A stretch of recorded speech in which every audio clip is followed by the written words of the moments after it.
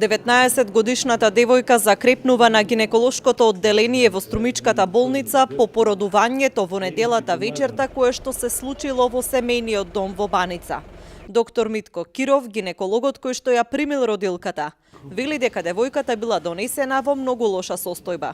Полициски екипи уште истата вечер биле во нејзиниот дом каде се пронајдени докази дека е извршено породување, но го немало бебето.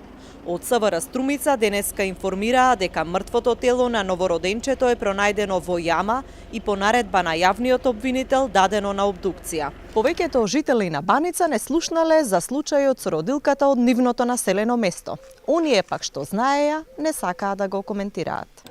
Примероци од крв се земени за анализа од мајката, членови на семејството, но и од мажот со кој таа била во врска.